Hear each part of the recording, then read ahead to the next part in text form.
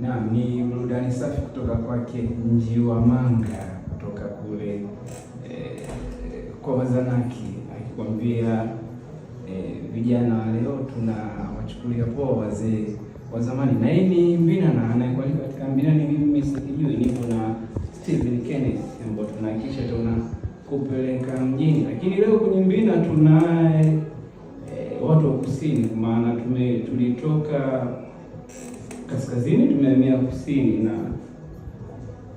watu wa kusini bana, leo tupo kwa Wanyamwanga.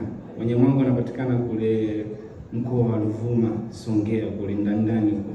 Tutakuja tusikie historia yao, chimbuko na mambo yaliyotokea, lakini pia msikilizaji una nafasi ya kuchangia, kwa maana kutuma ujumbe mfupi kupitia namba yetu ile 0742 124021, na tutahakikisha tunasoma ujumbe wako au tunaenda nao mjini. Steve, mambo vipi? Swali, kwema. Kwema, mzima uko? Kutosha, vipi wewe? Salama. Leo hatimaye tumefika tena Steve, ni burudani safi kutoka kwa Njiwamanga. Nimemshirikisha Sungula Chalo, wanamuita hivyo. Sungula Chalo. Ni wasanii kutoka Kanda ya Ziwa, kwa maana kabila la Wazanaki. Kabila la baba wa taifa. Ni baba wa taifa Mwalimu Julius Kambarage Nyerere. Kwa nini tumeanza nalo? Kwa sababu pia hata mada yetu ya leo inawalenga sana vijana,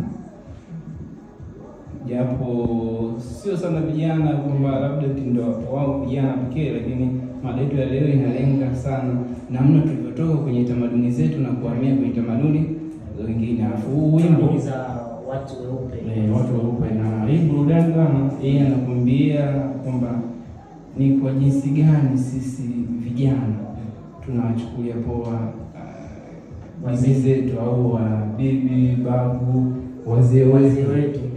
Yaani nyimbo ndio inamaanisha hivyo. Yaani kwamba tuna wao pia walikuwa hapo ndio nimeelewa kidogo kwenye nyimbo. Umeelewa kidogo?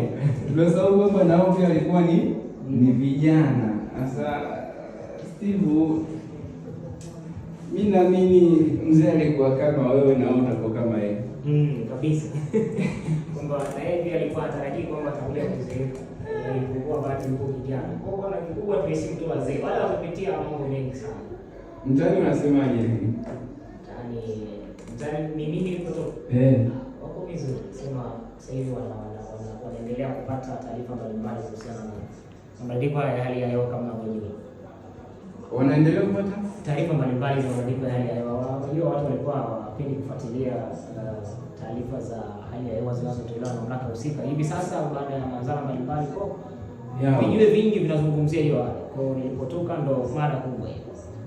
Mimi labda nimkumbushe tu msikilizaji kwamba yeye atuambie kama hizo ni Mzanaki au kwa vyovyote vile, lakini ni burudani ambayo pengine alishawahi kusikia. Labda huu wimbo unamkumbusha nini au anakumbuka nini akisikia burudani ya namna hiyo? Burudani safi kabisa ambayo inatukumbusha sisi vijana tukumbuke pia wazee, kwa sababu mzee alikuwa na yeye kijana, hatimaye amekuwa mzee. Alafu kitu ambacho tukifahamu au tunasahau, unajua miaka inakimbia sana. Unajua ndani ya miaka 10 iliyopita Steve ulikuwa kwanza, miaka 10 iliyopita Steve ulikuwa wapi?